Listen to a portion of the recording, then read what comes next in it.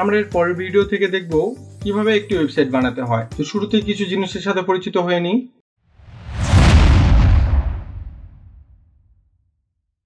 Static website এবং dynamic website. Static website খুবই simple ফরম্যাটে তৈরি করা হয়। এটা খুব সহজে পরিবর্তন হয় না। আর স্ট্যাটিক ওয়েবসাইট আমি আজকে যেরকম দেখব, কাল বা পরশু আমি একই রকম দেখব। ধরুন আপনি একটি স্ট্যাটিক ওয়েবসাইট বানিয়ে একটি সার্ভারে রেখে দিলেন, তো আমি সেটিকে ব্রাউজ করলে এখন যেরকম দেখব, এক সপ্তাহ বা এক মাস পর ঠিক একই রকম দেখব, তেমন একটা পরিবর্তন দেখা যাবে না। আর ডায়নামিক ওয়েবসাইট পুরো ভিন্ন রকম, এটা পরিবর্তনশীল। এখন যেমন দেখবেন এক সপ্তাহ পর সেরকম নাও থাকতে পারে। ধরুন আপনি উদাহরণস্বরূপ যদি দারাজের ওয়েবসাইটে ঢুকেন, তাহলে দেখবেন যে ওটা প্রতিনিয়ত চেঞ্জ হচ্ছে, তাদের প্রোডাক্ট চেঞ্জ হচ্ছে, অফার চেঞ্জ হচ্ছে। কিন্তু আপনি যখন একটা স্ট্যাটিক ওয়েবসাইটে ঢুকবেন, তো তখন জিনিসটা ফিলিংস হবে যে এটা এখন যেরকম ঢুকছেন পরবর্তীতেও সে একই রকম। মানে আপনি যদি আপনার একটা ব্লগ তৈরি করেন, সেক্ষেত্রে আপনি আপনার ব্লগটা যদি ওখানে সার্ভারে আপলোড করে রেখে দেন, আপনার যদি কোনো কাস্টমার বা ভিজিটর যদি আপনার ব্লগে ঢুকে, তাই সেখান থেকে আপনার ব্লগের যেসব ইনফরমেশন আপনি দিচ্ছেন ঠিক সেগুলোই ওনারা দেখতে পাবে।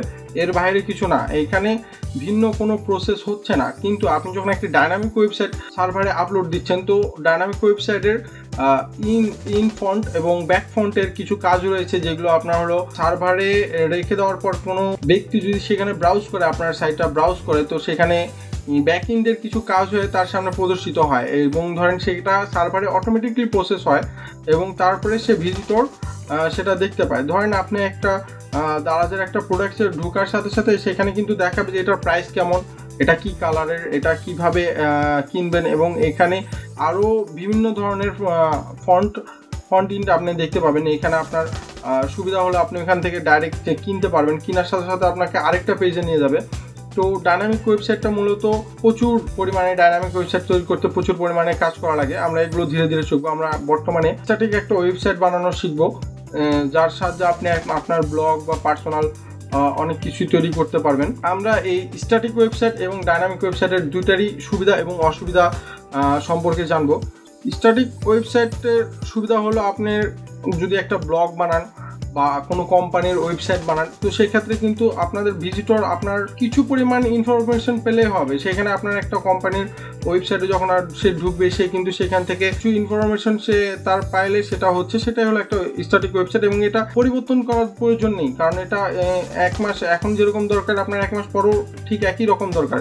এখানে বেশি কিছু কাজ করা লাগে না। কিন্তু আপনার যখন ডায়নামিক একটা ওয়েবসাইট হবে, তো ধরেন আপনি একটা নিউজের একটা যদি আপনি ওয়েবসাইট তৈরি করেন, তো নিউজের ওয়েবসাইট তৈরি করতে গেলে কিন্তু আপনাকে প্রতিনিয়ত আপডেট দিতে হবে। তো আপনার ভিজিটররা আপনার ওয়েবসাইটে ঢুকবে, নতুন নতুন কিছু দেখতে পাবে। এটা নিউজ ওয়েবসাইটের ক্ষেত্রেও বা তাছাড়া আরও অনেক মার্কেটিং ওয়েবসাইটের ক্ষেত্রেও ডায়নামিকের ওয়েবসাইটের কাজ দেখা যায়। কারণ ডায়নামিক ওয়েবসাইটগুলো মার্কেটিং ওয়েবসাইটের জন্য খুবই ব্যবহার হয়। কারণ ডায়নামিক ওয়েবসাইট যতই আপনি আপডেট দিবেন, ততই আপনার কাস্টমার নতুন আপডেট, নতুন কাস্টমার থাকবে এবং মার্কেটিং এবং নিউজের জন্য এটা খুবই ব্যবহার হয়। এবার আমরা জানবো ব্যাক ইন্ট এবং ফন্ট ইন্ট সম্পর্কে। তো ব্যাক ইন্ট এবং ফন্ট ইন্টটা কি সেটা আসলে জানার দরকার আছে। ব্যাক ইন্ট এবং ফন্ট ইন্ট এই দুইটারই কাজ ভিন্ন ভিন্ন রকম। ব্যাক ইন্ট বলতে আপনার যে আপনি যখন একটা ওয়েবসাইটে ব্রাউজ করলেন, আমি একটু আগে বলেছিলাম যে দারাজের যখন আপনি ঢুকবেন, যখন আপনি একটা প্রোডাক্ট সিলেক্ট করবেন, তখন কিন্তু তার প্রোডাক্টসের যে বিষয়গুলো সেগুলো এখানে উঠে আসবে। এখানে কিন্তু আপনার অন্যান্য আদার্স বিষয়গুলো আসবে না। যে এই যে প্রসেসটা করছে, এই প্রসেসটা হচ্ছে পর্দার বাইরে যে প্রসেসটা হয় সেটাকেই ব্যাক ইন্ট বলা হয়। আর ফন্ট ইন্ট বলতে গেলে আপনি যে প্রোডাক্টটা দেখছেন, যেটা আপনার সামনে প্রদর্শিত হচ্ছে, সেটাই হলো ফন্ট ইন্ট। তো ফন্ট ইন্টে মূলত আমরা যেগুলো কাজ করি সেগুলো হলো HTML, CSS, জাভাস্ক্রিপ্ট, এগুলো ফন্ট ইন্টের কাজ। ব্যাক ইন্টের যে কাজগুলো করা হয় সেগুলো হলো PHP, পাইথন, নট.js। তো বিভিন্ন ধরনের প্রোগ্রাম রয়েছে। তবে ফন্ট ইন্টের যেরকম কাজ রয়েছে, ব্যাক ইন্টেরও তেমন কাজ রয়েছে।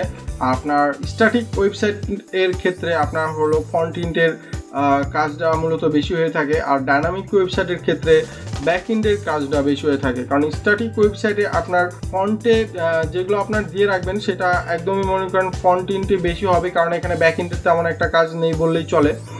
ফন্ট ইন্টে আপনি যেটাই দিবেন সেটাই আপনার ব্রাউজার যে ভিজিটর রয়েছে তারাই দেখবে।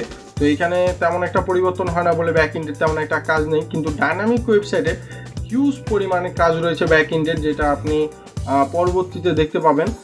ব্যাক এন্ডের কারণ আপনি যখন পর্দার বাইরের যে কাজগুলো ব্যাক এন্ডের, এটা ডাইনামিক ওয়েবসাইটে সবচেয়ে বেশি হয়ে থাকে। তো আমরা পরবর্তীতে ব্যাক এন্ড এবং ফ্রন্ট এন্ড সম্পর্কে ভালোভাবে বিস্তারিত জানবো।